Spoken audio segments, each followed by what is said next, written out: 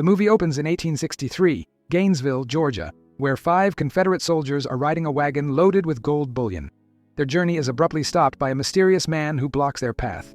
The soldiers politely ask him to step aside, but the stranger instead demands the gold. When they refuse, he ruthlessly slaughters them using futuristic weapons. Their horse flees, and the man escapes with the stolen gold, revealing himself to be a time traveler.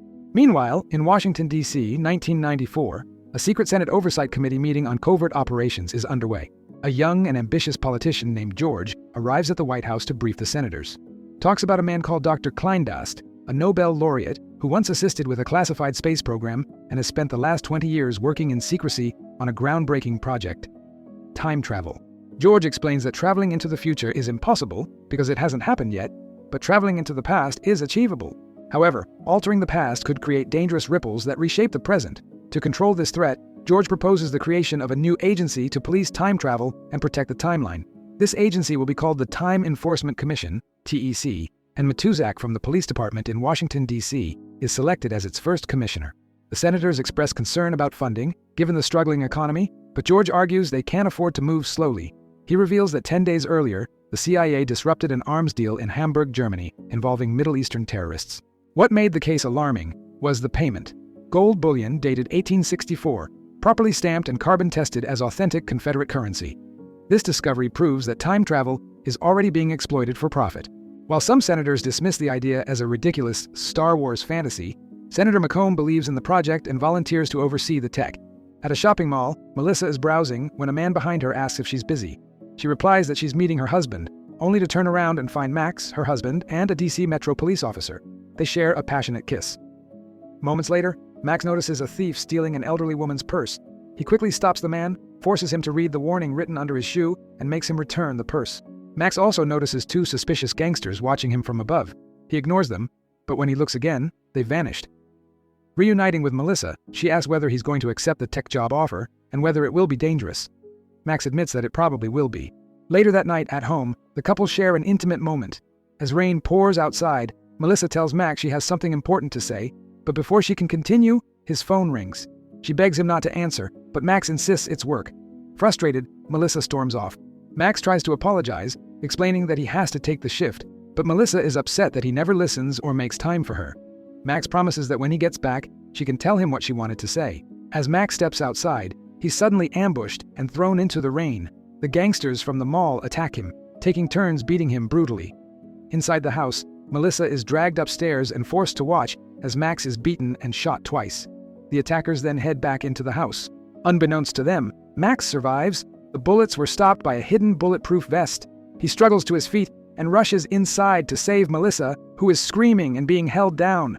Before he can reach her, the house explodes in a massive fireball, killing Melissa and throwing Max clear of the blast. As he lies in the wreckage, grief and rage consume him. Max's life is shattered, and his face hardens with vengeance. Back in 1992 on Wall Street, chaos erupts during the stock market crash.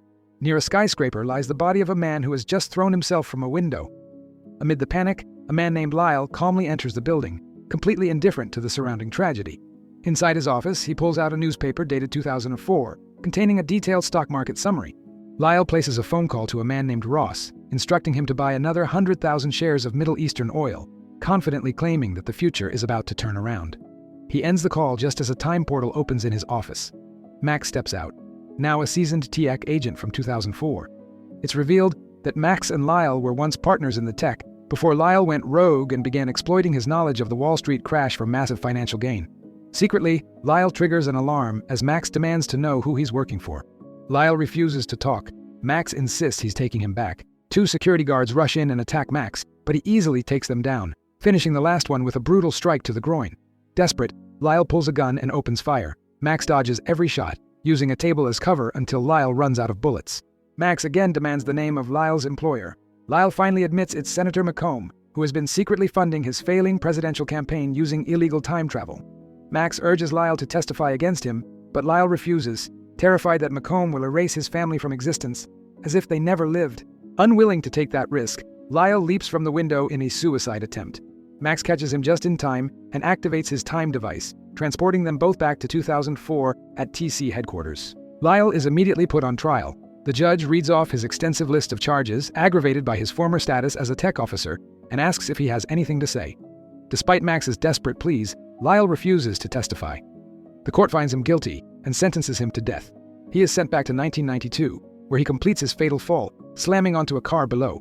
Back in 2004, Tech headquarters is buzzing with activity. A commission led by Senator McComb and George arrives to inspect how the agency's funds are being used. Commissioner Matuzak agrees to give them a tour. One agent hurriedly flips a McComb poster riddled with darts, trying to hide it. As Matuzak introduces his agents, McComb spots Max and says he's heard a great deal about him. Max coldly replies that the feeling is mutual. McComb then asks Max to accompany them, saying he'd like to discuss his recent mission. During their conversation, Max reveals that he was pursuing Lyle and uncovered the identity of the man backing him. McComb asks why that person hasn't been arrested yet. Max responds that his only witness is dead, but assures him the investigation isn't over. Matuzak explains that the Tech has upgraded its entire system using technology developed by Parker, McComb's former partner, based on a superconducting chip. McComb lost a fortune after cutting ties with Parker just before the program's success, and now he wants the Tech shut down entirely. McComb argues that time travel is too dangerous, explaining that if a person encounters their past self, the same matter cannot occupy the same space at the same time. He insists this paradox could be catastrophic and vows to do whatever it takes to close the program. Later, inside his car, McComb's assistant Lawrence warns him that they don't have enough funds for his presidential campaign. Even time travel, he says, won't be enough to fix it. Furious, McComb slams his head against the car window, blood streaming from his nose.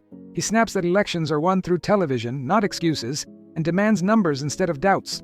Lawrence says they need $50 million, the exact amount McComb lost because of Agent Max. Realizing this, McComb makes his decision. Max has to be eliminated. At work, Max stands staring at Senator McComb's photograph, his suspicion growing. He confides in his boss and close friend, Commissioner Matuzak, revealing that Lyle was working for McComb and was too afraid to testify against him. Matuzak admits that McComb is an extremely dangerous man, and based on what Lyle said about McComb having half of the Tech agents in his pocket, Max believes it. If McComb succeeds in shutting down the program, no one will be able to stop him. Matuzak makes it clear that he isn't part of McComb's corruption, but warns Max that if he wants to bring McComb down, he'll need solid evidence. Max agrees and decides to investigate further. As he looks at a photo of himself with his late wife, anger overwhelms him. It eats at him that he can't break the law and go back to save her, while a scumbag like McComb freely abuses time travel to steal money. Matuzak invites Max over for dinner, but Max declines. At home, Max plays an old tape he recorded with his wife years earlier, one he knows by heart. Later that night, while sleeping, Max suddenly senses danger and jolts awake, narrowly dodging an electric stun shot. A brutal knife fight erupts as the attacker gains the upper hand, slashing Max's leg and knocking him to the floor. Max fights back, wraps the attacker's hand with a towel, lands a vicious kick, and slams him against the wall, demanding to know who sent him. A second attacker fires a stun gun, but Max dodges and uses the first attacker as a shield. They crash into a water dispenser, spilling water across the floor. As the second attacker moves in to fire again, unaware of the spreading water, Max leaps onto the kitchen counter. The attacker fires, electrocuting himself through the water and collapsing unconscious. Max throws him down the stairs just as Tech Agent Fielding arrives. She reveals she's been assigned as Max's new partner to evaluate his integrity.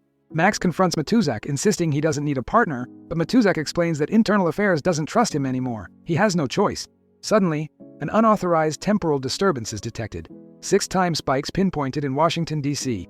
Max and Fielding are sent to investigate. They board a powerful time travel vehicle, equipped with jet engines, buckle up, and are violently launched through a portal into the past. They arrive submerged in water, checking their coordinates. It's Sunday, October 9th, 1994. Fielding casually mentions that tomorrow is her birthday. Max immediately warns her not to make contact with her past self, but Fielding jokes that she only wants to call herself to warn her not to sleep with Bobby Morgan, calling it a huge mistake. They move toward their target location nearby, the Parker McComb Data Link Systems building. Max orders Fielding to cover the back while he sneaks inside alone. Inside, Parker and a younger McComb argue over a revolutionary superconducting chip. Parker believes it's the future of the company, but McComb insists the business is failing and demands his money back. Parker returns McComb's check and reveals he's already found a new investor who believes in the company's future. Hidden inside, Max witnesses the exchange. Suddenly, future McComb arrives through a portal with armed henchmen. He warns his younger self not to cash the check or give up the chip, explaining it will be worth billions. Parker and young McComb are stunned. Future McComb claims he's from the future and warns his younger self not to touch him. Without hesitation, future McComb punches Parker and prepares to kill him. Max signals Fielding and steps in, holding McComb at gunpoint. He forces McComb and his men to drop their weapons and orders him to throw his return module toward him. Fielding enters and covers McComb, while Max takes the envelope from young McComb. Suddenly, Fielding turns her gun on Max. She's revealed to be a rogue tech agent working for Future McComb. Max is restrained by McComb's henchmen as Future McComb shoots Parker dead and turns his weapon on Max. Max manages to fight back, hurling a henchman into McComb, causing a stray bullet to rupture a nitrogen chamber. Chaos erupts. Max defeats another henchman using a dropped weapon, knocks out a second, and shoots a third who opens fire on him. Meanwhile, Future McComb meets privately with his younger self, telling him he now owns the company and that it will make him billions. He hands him a written set of instructions for the future and orders him to leave. Max confronts the last henchman, freezing him with leaking nitrogen before shattering him to death. He turns back toward McComb, but Fielding blocks his path. They clash in a vicious fight. As McComb activates his return module, Fielding begs him not to leave her behind. Coldly, McComb shoots her and then fires at Max as well before escaping back to the future. Max returns to his own time, only to be stunned by what he finds. Matuszak explains that Max is lucky to have made it back at all. McComb is now incredibly wealthy, a leading presidential frontrunner, and the authorities have shut down the time machine. McComb owns the technology, controls the narrative, and nearly everyone has taken his side. Time itself now belongs to McComb. Max tells Matuszak that McComb murdered both Fielding and Parker, but Matuszak is confused. There's no record of Fielding in the tech database. Max insists that Fielding may have survived, and argues that if he can go back, they might still stop McComb. Matuszak tells him it's impossible. Max presses harder, reminding Matuszak that they were close friends before McComb corrupted everything. Matuszak finally believes him, but admits he doesn't understand how McComb managed to travel through time undetected. Max reveals that the first prototype time machine was never destroyed. It's hidden in Calverton, Maryland, and if McComb gets full control of it, he'll become the only time traveler left. Max demands to be sent back. Meanwhile, McComb rides in a car with his assistant, ordering him to erase Max's existence, starting from before he ever joined the tech. Back at headquarters, Max and Matuszak force their way into the launch room as security tries to stop them. Gunfire erupts. Guards fire at Matuszak while he desperately works the controls. Two guards stand directly in front of the jet-powered time machine. Even after being shot, Matuszak manages to activate it. The engines ignite, burning the guards alive as Max is launched through the portal. Max arrives back in 1994, nearly getting hit by an oncoming truck. He quickly checks police reports and learns which hospital Fielding was taken to. Max finds her alive and begs her to testify against McComb. Without hesitation, she agrees, despite the danger. Max explains that McComb altered history, erasing her from the database entirely, leaving Fielding shaken since she trained for 6 years to become a tech agent. To prove Fielding's existence, Max goes to a lab to retrieve her blood sample. While searching, he stumbles upon Melissa's medical records and makes a devastating discovery. She was pregnant when she died. Max realizes he's returned to the very day of her murder. When Max rushes back to Fielding's room, it's too late. McComb's men have injected something into her IV, killing her. A nurse sees Max and assumes he's responsible, calling security. Max flees, spotting McComb's henchmen leaving the hospital. He escapes by leaping through a window. Knowing what comes next, Max races to the mall to warn Melissa. He finds her younger self, but she doesn't recognize him. When McComb's men spot them, Max grabs Melissa and runs. Hiding in a quiet room, Max explains that he's her husband from the future. He reminds her of a private conversation they once shared about time travel and tells her something only she would know. Melissa finally believes him. She asks what her future self is like, but Max lies, unable to tell her that she's about to die. Max brings her back to the mall so she can meet young Max as history demands, warning her not to say anything about him. Before leaving, future Max kisses her. Moments later, young Max arrives, unaware of what's coming. That night, after young Max gets called away for work, Melissa meets future Max downstairs. He asks if she told young Max she's pregnant. She says she tried, but he didn't give her the chance. Flashlights appear outside. The henchmen are coming. Max sends Melissa upstairs, telling her to keep young Max occupied. She tells him the truth about the baby. McComb's men storm the house. This time, the fight plays out differently. Young Max cuts the power, plunging the house into darkness. Future Max takes down 2 attackers, but another opens fire, forcing him into cover. The henchmen realize they're fighting an older version of Max. Determined to change the past, future Max fights harder. On the roof, Melissa and young Max battle a henchman together, and Melissa shoots him dead. Young Max is then shot and falls from the roof, while future Max is ambushed inside the house. Future Max overpowers the attacker, only to see McComb holding Melissa hostage, armed with a devastating explosive. McComb threatens to detonate it, erasing everyone, including both versions of Max, from existence. Young Max reappears and kills one attacker, but freezes when he sees his future self. A massive henchman attacks him and gains the upper hand. Just in time, future Max intervenes, snapping the man's neck. As the bomb ticks down, future Max moves to rescue Melissa, but McComb disarms him. McComb claims that even if he dies, he'll win, because his younger self will rise to power in 1994 without interference. Unbeknownst to him, young Macomb has been lured to the house. He arrives at that very moment. Before Macomb can react, Future Max signals Melissa. She strikes Macomb in the groin, taking a bullet in the shoulder. Future Max then forces both versions of Macomb together, violating the laws of time. The two merge into a grotesque mass and disintegrate, erasing Macomb from existence. Future Max carries the injured Melissa out of the house just before it explodes. He lays her beside her unconscious husband, then disappears back to 2004. In the restored timeline, Max finds everything changed. Matuzik is alive, having never been killed, and tells Max that Macomb vanished 10 years earlier. The TC remains intact. In the hallway, Max sees Fielding, alive and well. But she doesn't recognize him, and Max jokingly reminds her that Bobby Morgan is still waiting for a second chance. When Max returns home, he's stunned to find Melissa alive and their son with her. They've been living together all along. Melissa asks if something's wrong. Max smiles and says no. The movie ends. Thanks for watching. Don't forget to like and subscribe for more.